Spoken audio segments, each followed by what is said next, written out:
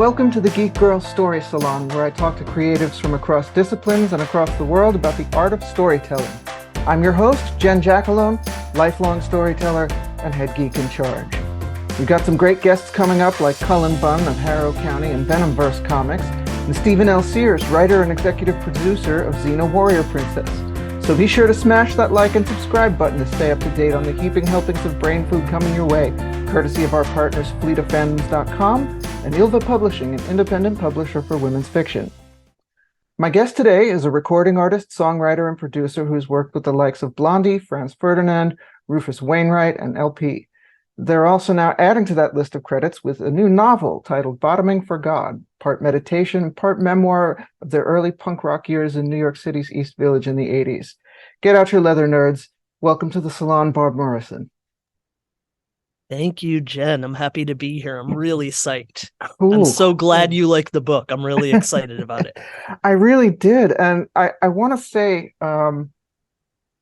that the title is actually like the best title I think I've ever heard, or at least in a long time. Did you start with the title, or did it come to you as you were writing it? So the reason that I titled, well, let me just talk about what the title means first, okay. Actually, and then I'll tell you why I named it that. Okay. I really think like the most common struggle humans have is to like wake up every day and attempt to balance free will versus human will, right? It's like we wake up and we're like, how much of this day am I gonna let like lead me, and how much am I gonna forge forward? And I started to think about that, and I know that this is a debate that has been, since the dawn of time, like free will. What is free will, right?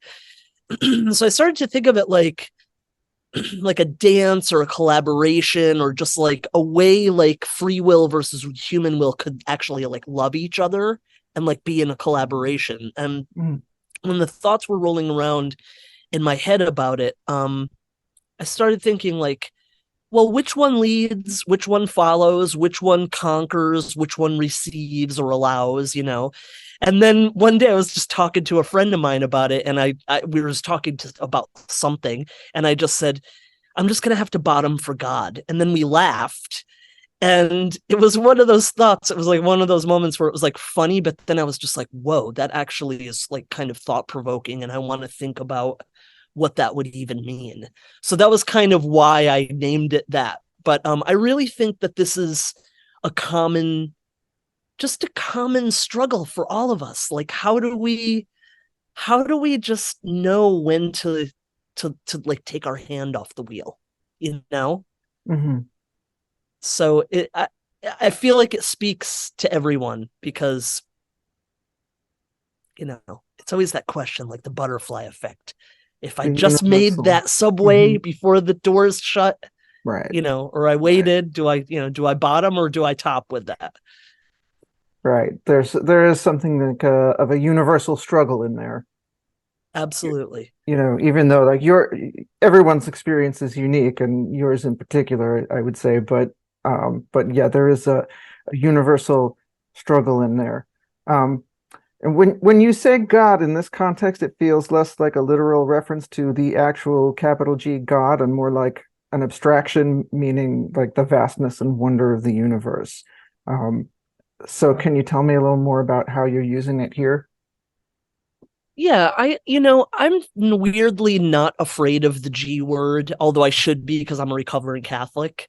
So, I can only answer what it means to me. And for me, the word God, or sometimes I use universe, it means just like this sense of peace, intuition, and like, I get it when I'm in nature a lot, or at the ocean, or in the forest. It feels like something's bigger than me that's like kind of making this whole thing happen. And I also get it really vividly when I meet certain people. I think, is it the word namaste that means the God in me sees the God in you? I'm probably like destroying that definition, but I think it's something like that. And it happens when I see somebody's energy, or whatever you want to call it, soul. And Mm. I always say, like, we're just spacesuits with eyeballs, which is why I chose the cover for the image cover. So that's when I feel it. I feel it either when I connect with another person on like a soul level, or I feel a bunch of peace with something that feels bigger than me. And I've I spent a lot of time as I was growing up being like, am I an atheist? Am I agnostic? I know I'm definitely not this Catholic person that they tried to raise. My God isn't Jesus, and my God isn't really like a being. It's more of like a feeling, and just something like that's like bigger in the universe. That's what it feels like to me. Mm.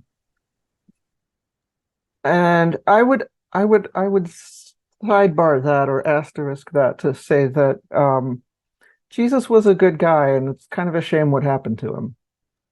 I agree. I think that if he was alive right now, we'd both probably be hanging out with him. Most definitely. I mean, when he went and like smashed up the money changers tables, that was pretty gangster to be honest. Yeah, he hung out with like all the drunks and the addicts and the hookers and the he was pretty He badass. was, he was. I think that's gotten lost. And you can acknowledge that even if you don't say, okay, he's my Lord and Savior or whatever. Like you can just look at the story, at least as we've been told, and say, oh, that's a pretty cool guy.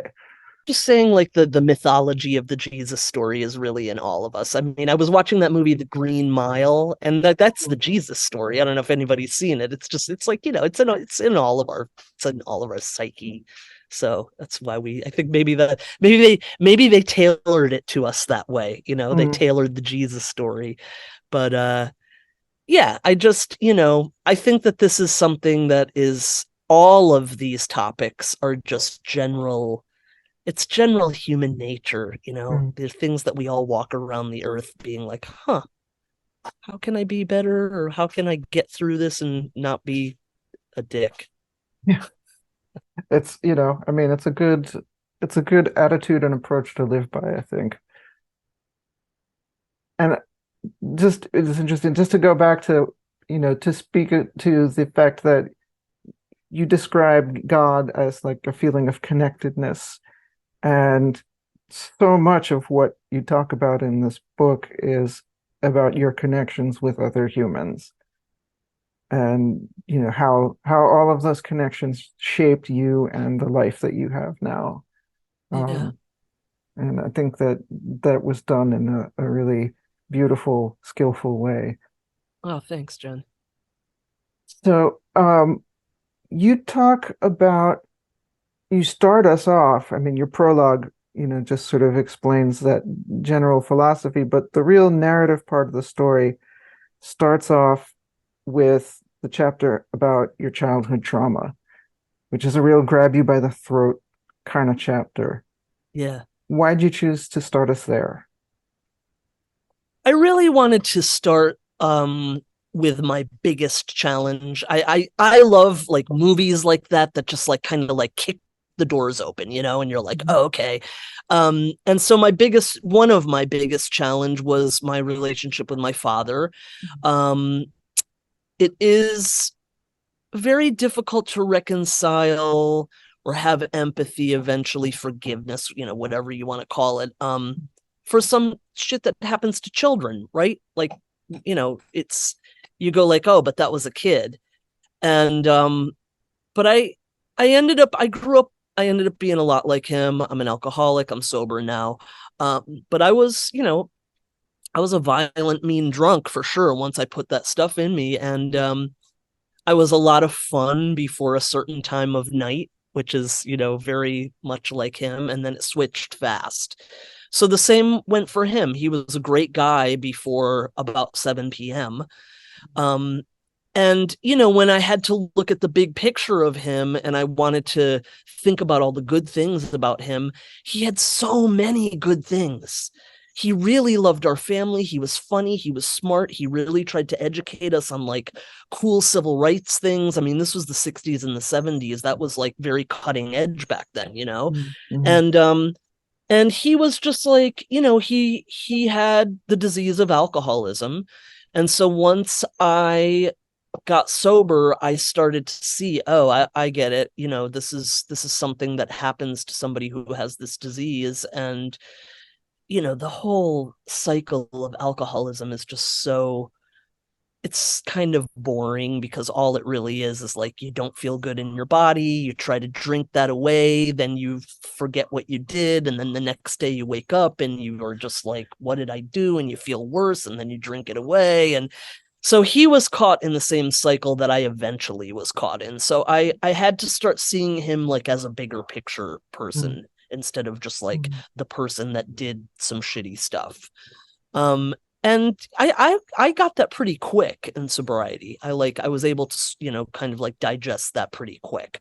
So then, you know, you start trying to do it with other people that you feel like did you wrong or whatever, and some are easier than others and some are, Yeah, you talk a lot about what you kind you of know, had to some you're go just through the like, mm, process with your mom.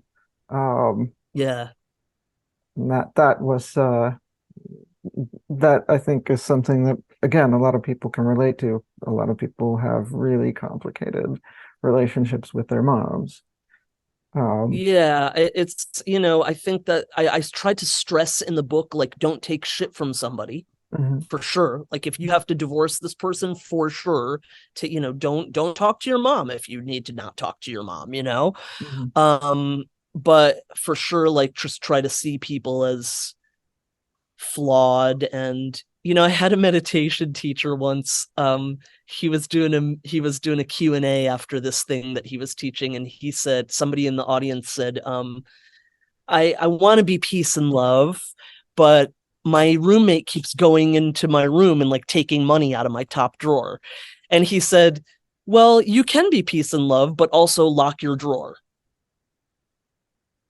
You know, so it's like you have to kind of have the balance of like, I'm going to try to be peace and love, I'm going to try to see the big picture, but also I'm not going to take shit too, Mhm, you know. mhm. And that's, I guess, I mean, that's how you grow past that trauma is kind of like letting go of it's your fault and like just more, humanizing the other person, I think. Well, you know, there's a part of, you know, in the book I talk about that I got sober, and I got sober through AA. And Mhm, of course, like we all know, because we watched enough TV shows with it on there now, like there's a part of AA where you have to like make amends to people. And the amends about that type of stuff is not, you know, because you hear the thing where you're like, but I was a kid, I didn't do anything wrong. Okay, so I don't have to say I'm sorry or make amends for any of that, but I do need to make amends, or I can make amends for how I let that make me act as an adult. mhm, You know, so I just try to keep a real good like check on that. Like, am I acting from like a hurt child place? mhm, I'm an adult now. I'm safe. I don't, you know, I don't have like somebody like beating the hell out of me or whatever. I'm okay. I have a good life. I have a beautiful marriage. You know, I don't need to react from like a hurt child place anymore. mhm. And if I do, then I definitely need to make amends for it. That's exceptionally healthy. But I mean, I guess you had to kind of go through the process and of getting kicked around to come to that place. Yeah, or you just have to like, you just have to kind of see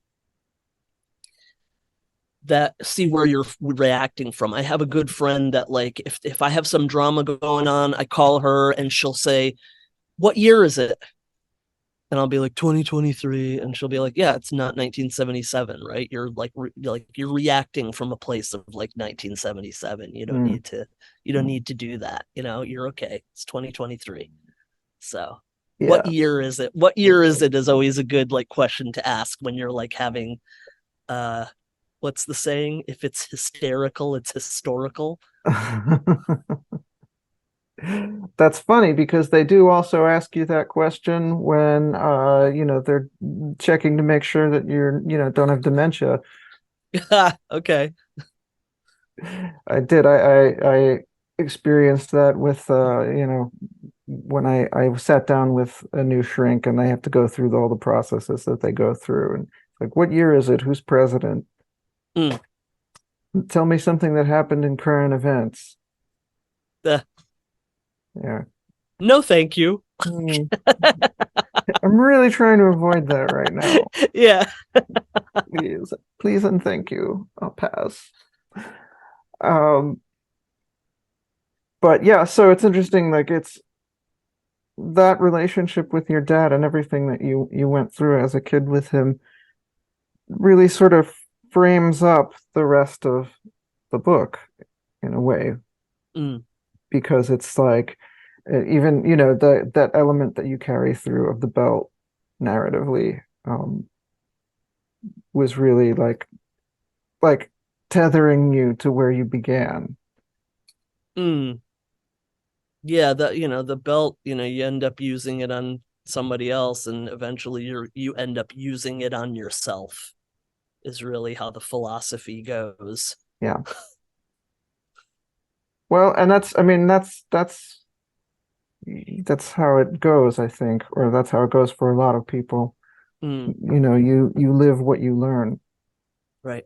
unless you decide not to, which is It takes a lot to decide not to, though. it It does. definitely takes a lot of work, so Mm. it's not like something. But I hate those books like that are like a book on forgiveness, and it's like just a bunch of stories, and at the end of the story, each one is like, and then the person forgave them, and you're like, yeah, but you didn't tell me how. Like what? Like it's just forgive them. It's like it doesn't really work like that. You have to go No, through a bunch of stuff, no. you know. Yeah, well, and I love that you sort of get pretty granular about that in your book with some of the forgiving that you needed to do. Mm. Um, and I think that's great for readers who are trying to actually glean something um, from those stories.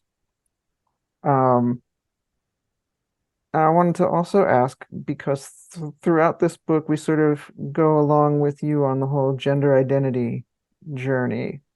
And I wondered,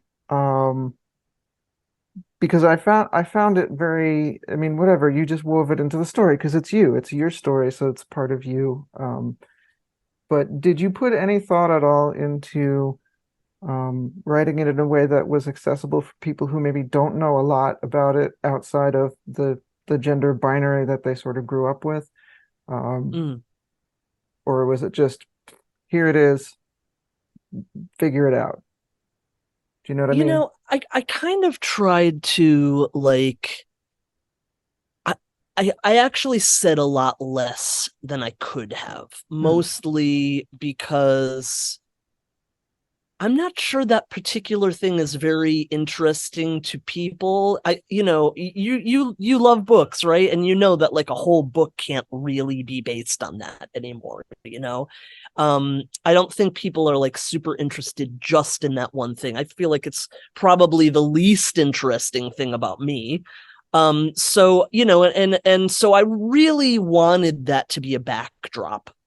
I wanted this to kind of be like the fact that I learned some other lessons with that being the backdrop. I didn't make that big of a deal out of it. But as you read in the book, it was from a time when we didn't have all the vocabulary. We didn't have all I explain in a part of the book about like even the word or identifying as bisexual back then was like people were like, no way, don't, that's just the people either made fun of it. So even sexual identity as opposed to gender back then was just like was very black and white. So Hmm.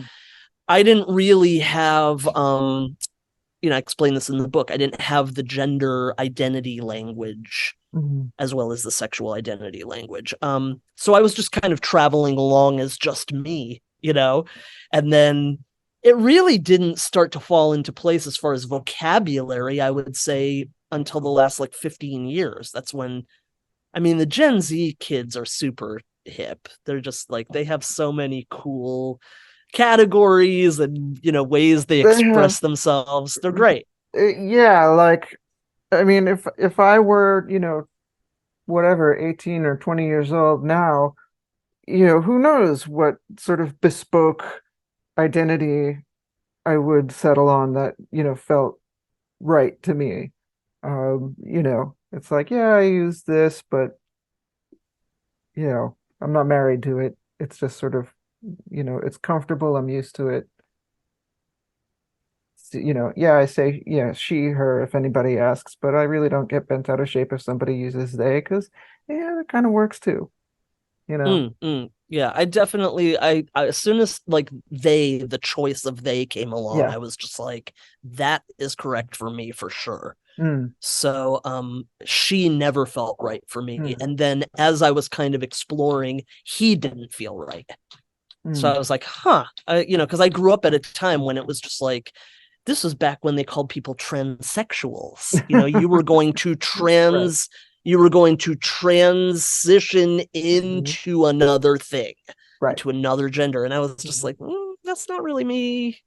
That's not really me either. I'm just kind of me. So that, I think that's why I left it like a little bit like not so exciting in the book, because I was just like, it wasn't really that exciting to me. I was just me. I Right. think if I had the journey of like a transitioning type of journey, Mhm. maybe it would be a little more descriptive. But yeah, I don't know. Yeah. No, I mean, like I said, I think the way you do it is very effective because it's just organically part of a human person that the reader is being asked to relate to. Um, Mm, and it's always when you're coming from the place of writing from whatever marginalized group in some way, there's always the question of how much thought do I put into presenting this to the audience, right.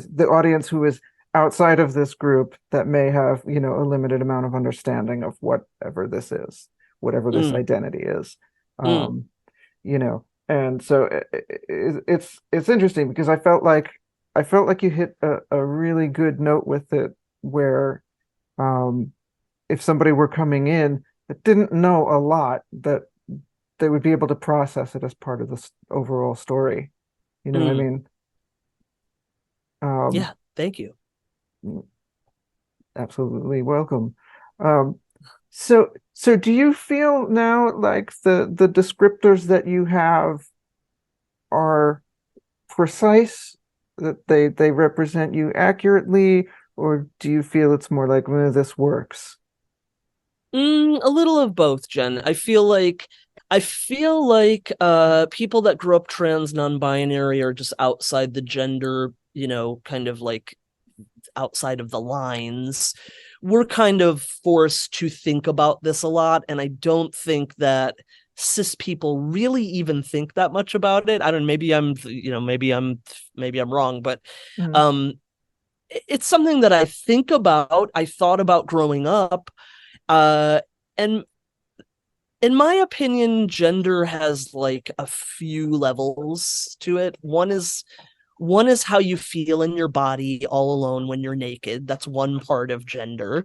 Another part is like seeing yourself, um, you know, uh, like out in the world, like how you feel out in the world with your clothes on or whatever drag you present. mhm, Another level has to do with your reflection in society. And some people don't like to include that part, but I think that part is very important because we walk around like, I don't give a fuck what people think, but the truth is every human wants to be seen, right? And like it started back as far as people seeing the reflection in the water. mhm, You know, humans have a deep need to be witnessed, and so I think that actually is a part of gender identity and gender expression. I talked to my wife about this a lot. She has a very fascinating take on, she calls herself the invisible femme, And she's like, whenever she's like, I could literally be in like a gay bar with gay friends, and people are like, oh, it's nice that you brought your straight friend Jamie along. Like, she's just like, it's a thing where I like my identity doesn't get shown unless I'm with my partner or Mm, so there is a social aspect to all of this for sure. mm, We're not in a vacuum, but I think it just comes down to those three levels. That's the way I would describe gender, mhm. you know. Yeah. I had a guest on the show a few weeks ago, this actor and filmmaker who did a documentary just about names.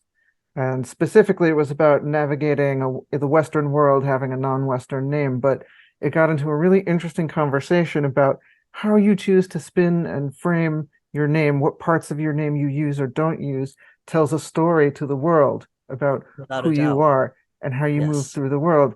And I was thinking about this as I was, prepping for our conversation today, and I was like, well, at least in the English language, pronouns kind of do that too. True. They're like a little micro, you know.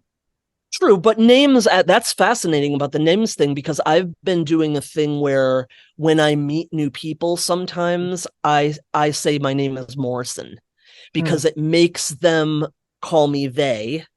hmm, If I say Barb, they're like she, and I'm like, right. no, it's they. So if I say Morisson, they're like, oh, that's like it's a little more ambiguous. So Hmm, there is something to be said about the name, and again, this is all socialization. right, So right. Yeah. I mean, it's an interesting topic for me, um, because I would describe myself as lightly non-conforming at times.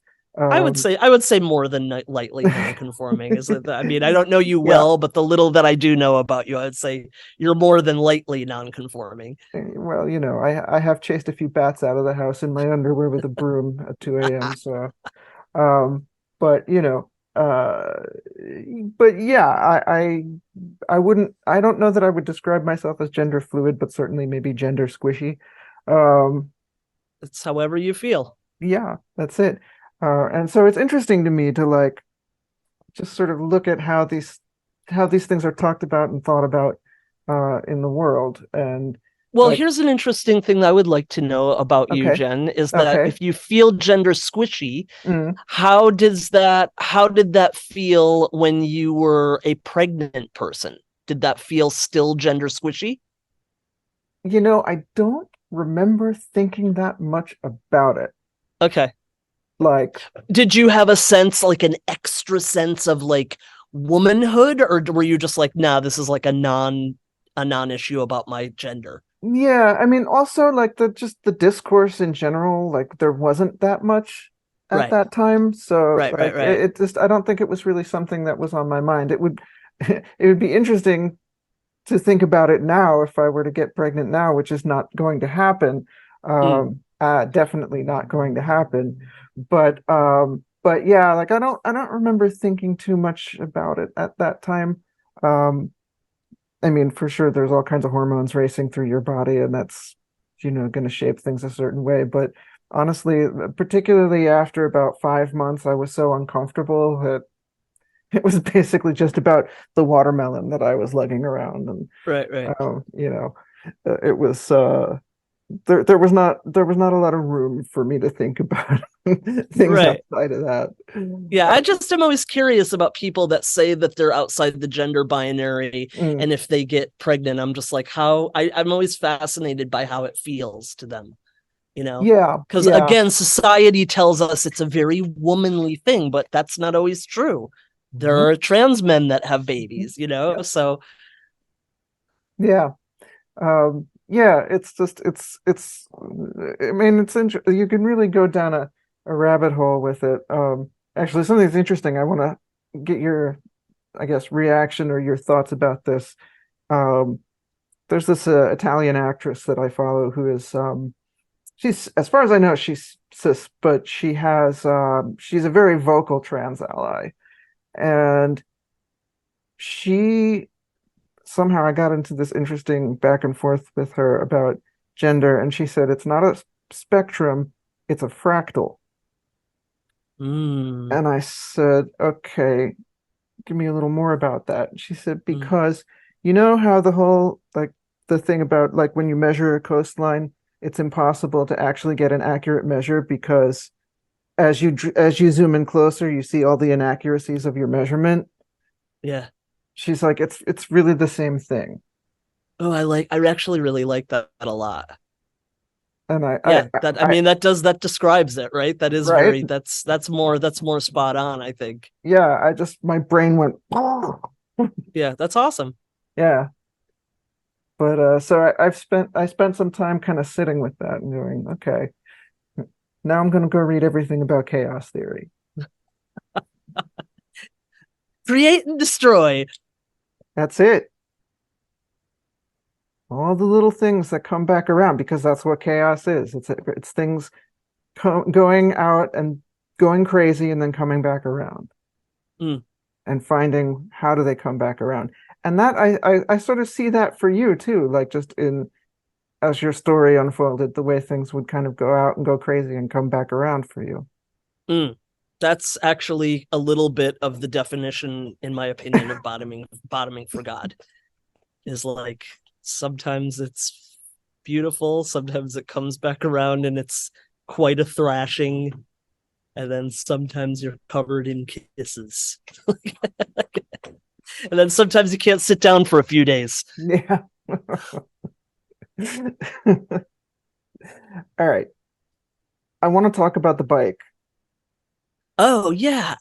So the bicycle built for four, right? That's what you're Bicycle talking built about? for four. Okay, Yeah, so yeah. just can you briefly tell the story for those who are watching or listening that have not read the book yet? So I'm gonna tell like a super short Reader's Digest version of it. Okay.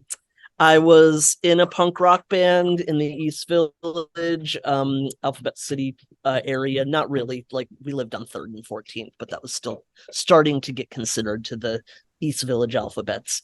And I was playing a show one night at the place called the Milk Bar, which is not open anymore.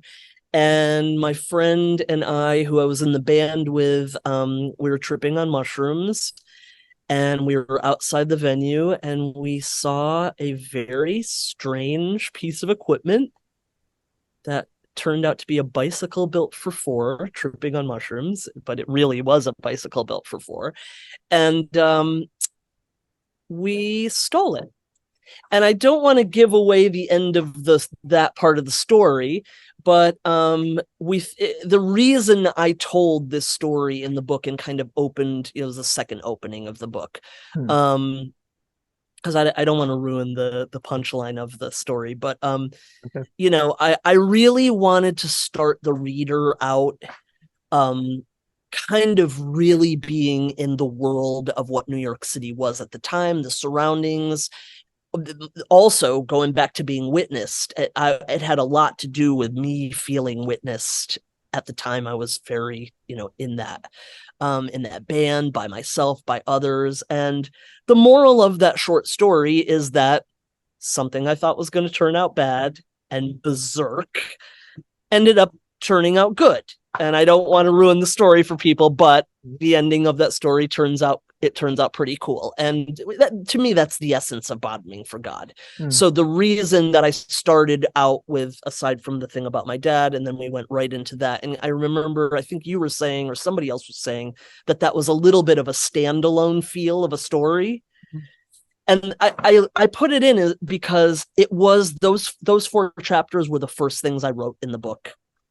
And the rest of the book was built on that theory of life is weird, life is crazy, and you think something's going to turn out bad, and it ends up turning out pretty good, and life still goes on as really wacky.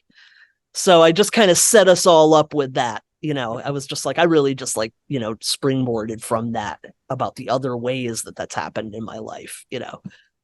But And to the reader, it's a great New York story. You should definitely you'll definitely like that if you it like New York is. stories. It is. And and it's interesting because again, like it mirrors chaos theory because it did eventually turn out good. But there was Right. a whole bunch of other kind of crazy stuff in Oh yeah. between. Oh yeah. Um, And by the way, Jen, that Xerox little picture I show at the end of that whole story, mhm. I didn't even know I had that. I was cleaning out my sister-in-law's basement and I was looking through boxes and I pulled it out. It's like 15 years ago. I pulled it out and I was like, what's this? And I was like, oh, it was the bicycle built for four. I was like, I still had Oh it. So wow. I was so psyched that I got to like keep it in the book, you know? No, that's extremely cool that you got Yeah. I that couldn't was believe I still had it. I was just like, how in the world did I keep this? things have a But way of coming yeah, back yeah. around. Yeah, I don't want to give too much to the Okay. listener, but it's a definitely like it's a good story. Okay.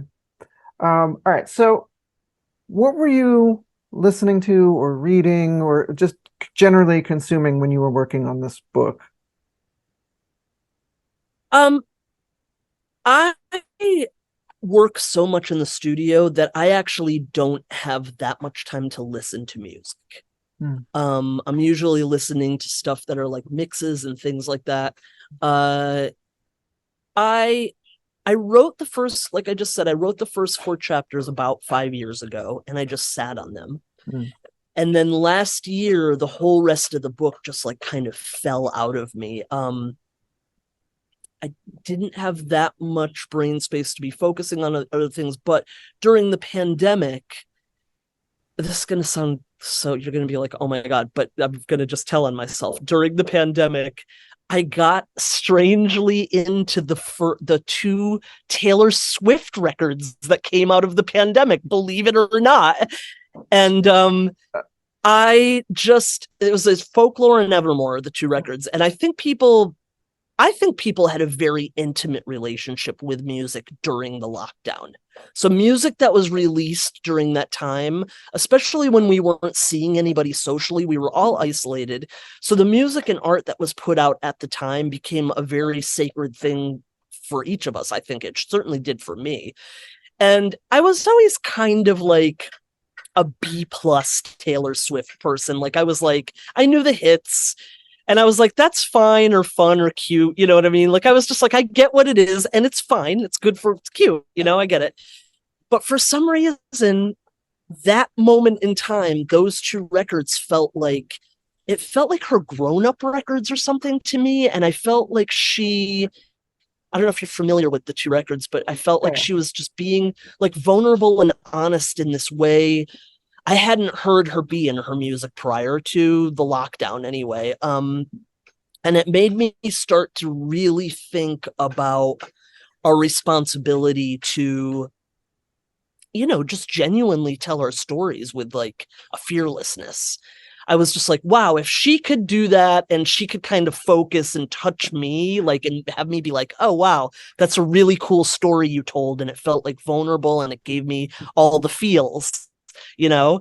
And I was like, huh, I think that we all have this responsibility for in this lifetime to do it. So Mhm. I was like, I said to my wife, I was like, I'm super codependent. I love to be like attached at the hip. I do not like to be away from my wife. She's different. She's a Libra. She likes her space. But I said to her, I'm gonna go to our LA place for 6 weeks, and I'm just gonna just see what happens if I write every day. And the whole book just fell out of me. Wow. So that's the way it was.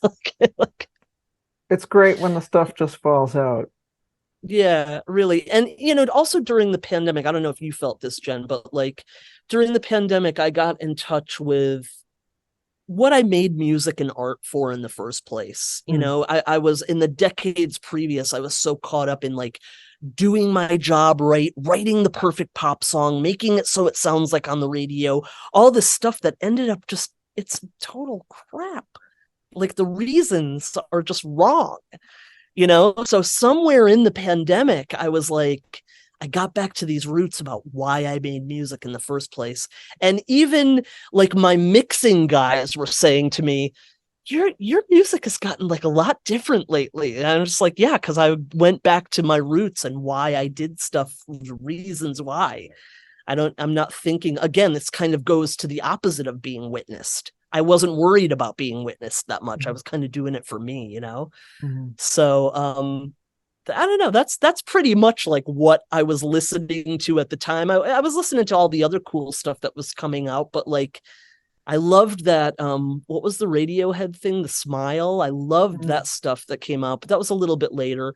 But I got back in touch with like all the cool jazz I loved, Wayne Shorter, Eric Dolphy. I just, I got to really love music again in the pandemic.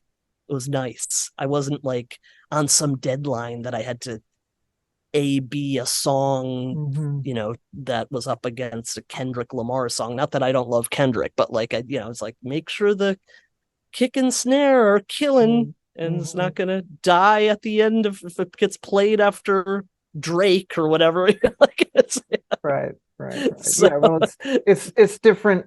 It's different when your art becomes your job. Right. And that's, I'm sort of in the process of experiencing that now. So it's, talk to me in a year and we'll see where I'm at with it. But I think it'll be interesting. It is interesting already. It's definitely an interesting transformation for sure, because we're all trying to like make a living and do good and make a mark, but the bottom line is that you can only bring Jen to the table. I can only bring Barb. I can't. Right. I can't. It's going to be inauthentic if we do anything different. So, and that was just tagging back to the Taylor Swift thing. I felt like she had brought this authenticity, and I was like, I never really heard her do that before. Like, I was just very impressed by it. I was like, this usually like a cheerleader thing going on, and now it was like, oh, these like pretty tragic emotional stories. I was like, okay. Yeah. No, listen, I will die on the hill of defending Taylor Swift. Oh, good. Okay, so I don't have to convince. You don't have to sell me that hard. And I was doing this, even before those two sort of grown-up records came out. Okay. Because I would get annoyed because, the sort of common thing, people slagged on her because she wrote about her breakups. Like, she's a young girl and she's writing about what young girls write about. So, right. What is your problem? Right. And a lot of people connect with what she's talking about. So she's doing something right. Yeah. Well, she still writes about relationships, but now she writes about very interesting nuances in them. Yeah. Yeah, it's great. Yeah. And, even when she was very, there was always the potential for her to, hit adulthood and become this mature artist that, that had something to really say in a unique and, mature, nuanced way. And, she got there. So, yeah. What's the song that she has about the affair song? She has this song about, I think it's on Evermore. She's having an affair with like a married person, but it's like the way she describes that song is just like, it's like, wow, this is a person who's like really been through this thing and it hurt. And she understands like the complexities of like what something like that entails, it's just, it's grown up stuff. I was psyched. Yeah. So yeah, we better not go off on this tangent, Jen, because I could talk about Taylor Swift for the whole hour if you want. We could do another episode where you and me just break down Taylor Swift. Yeah, we could just do that if you want. Let's do it. I'm down. All right. Cool. All right. So we have a little bit of time left. Okay. What have you brought for show and tell? Oh, yes. So I'm so glad that you asked this question, because I was looking around the room that I wrote the book in, which is here in LA. And so I'll tell a story real quick before it leads up to it. So my wife and I, during the pandemic, we wanted to get to our LA place. And no one was getting on airplanes, obviously, because no one was getting on airplanes. So we decided that we were going to drive. And my wife had never gone across country. I had toured in bands, so I had done a lot of the country, but I never went just all the way from coast to coast. So we had this great drive in a van with a tent and took our time. And when we got to New Mexico, my wife's name is Jamie, and Jamie had this like very cellular experience of, she doesn't know if it felt like a past life thing, or but she just said it felt like nothing else she had ever felt in her life. It felt like like almost like a new planet or something. And so much so that when we were walking around and doing stuff, she said to me, I actually need, this feels so intense that I need to go off by myself for a little while. Like I need an afternoon by myself. Mm. And I was like, okay, I, again, like I said, I'm codependent, but I was just like, well, okay, I'll go get the car washed, right? The van washed. So I just left her. And when I came back, she she really had this it was like that time alone changed her. Just the few hours that I left her alone, she felt energized. She felt like she had some connection there. And so I met her outside the store, and she hadn't been inside the store yet, and we just walked into the store and picked this up off the wall. And I don't know if anybody's familiar with it's called a Milagros. I'm probably like saying that wrong as a white person, but it's a Mexican folk art. And these little things are called milagros, which means miracles. And so it's for the people that aren't watching, that maybe are just listening. It's a wooden hand carved, and then each little charm that's on it is supposed to, I think you're supposed to like tailor them to yourself, but she went right to this one. Mm. And she picked it out, and she was just like, I want this. Now you have to understand, if you don't know my wife, which you don't, she is very indecisive. She loves to sit on things. She likes to look at a menu forever. Even if we have an important conversation, she always says to me, let me think about this and I'll tell you my answer tomorrow. But she went right to this thing and picked it out. She was like, I want that. And I was like, okay, cool. I didn't question it. We finally got to LA. I put it on the wall in the room where I write. And I have to tell you, Jen, I really didn't look at it. I've looked at it a couple times, but it was just like a thing on the wall, right? And then last night, when I knew that you wanted me to bring a show and tell thing, I took it down and I looked at it, and it really blew my mind. It has, first of all, it has like, whoever did this, it's got an eye, which I looked up all these things online. So it has an eye for better clarity. It has an upside down heart with a sword through it, which those of you who know tarot, I'm assuming that it means like the reverse of something means not what it is, right? So I don't have a sword through my heart. Couple of like a horse and a camel and stuff, which I also looked up online, which means travel or moving forward. And it has a house. And also right here is, I don't know if you can see it, but it's a book. Oh, look at that. And so this thing was right back here while I was writing. It was right over my shoulder the whole time I was writing the book. Wow. And I don't know if I would have like even picked that out unless you asked me to like bring a show and tell thing. And I brought it down and I was like, are you kidding me? But I feel like it was right there over my shoulder, kind of looking down at me. And I'm just like super pumped that you even asked me to like bring a show and tell thing, because I wouldn't have looked as deeply at it. I was just like, oh, it's that thing Jamie picked out. So anybody who thinks that that is like a semi-interesting story, you should Google Milagros. And like I said, it means miracles.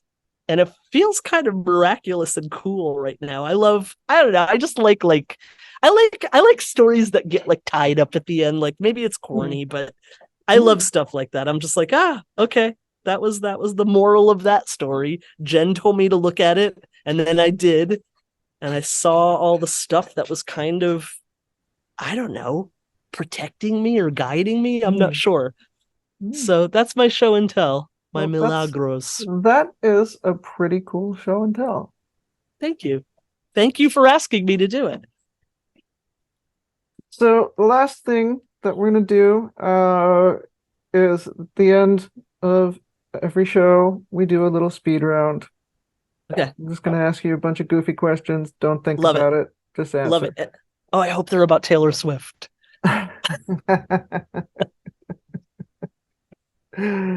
Okay.